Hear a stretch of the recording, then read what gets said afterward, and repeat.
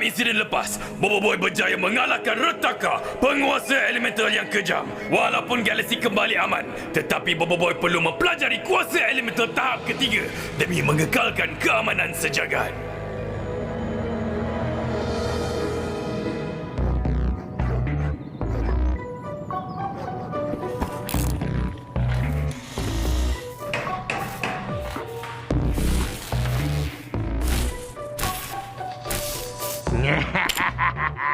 Akhirnya dah siap. Bersedia, bro? Bersedia pergi mengembara. Kini matanya. Aku suruh kau bersedia. Kau nyanyi lagu bersedia pula. Aduh, nak nostalgia sikit pun tak boleh.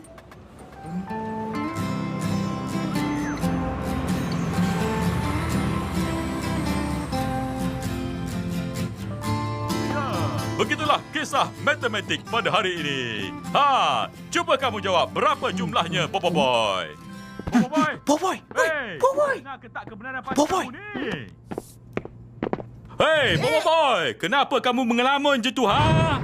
Tak ada apa, cikgu. Day, cepatlah jawab soalan cikgu Papa. Soalan? Soalan apa, cikgu?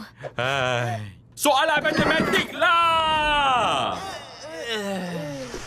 Soalannya, Tok Samad mempunyai 3 orang anak. Mak Salmah juga mempunyai 3 orang anak. Jadi, berapakah jumlah anak mereka?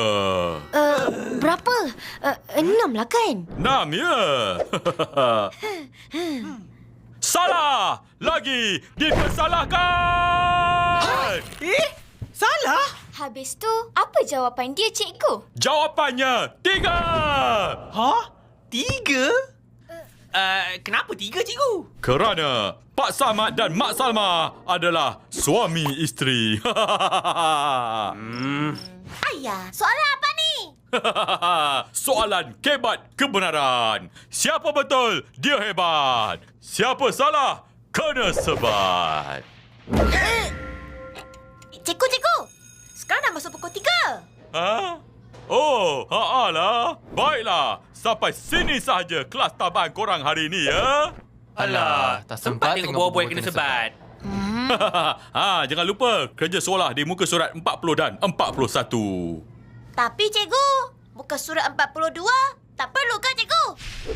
Yelah, 43 dan 44 pun macam senang je. Yelah. Kebenaran bagi kamu diskaun. Kerja sekolah dari muka surat 40 sampai ke 44. Selamat menjawab. Tata titi tutu. Iya, seronoknya. Banyak kerja sekolah. Aku rasa ada sesuatu yang tak kena dengan diorang ni. Yelah, mana ada orang suka kerja sekolah ditambah?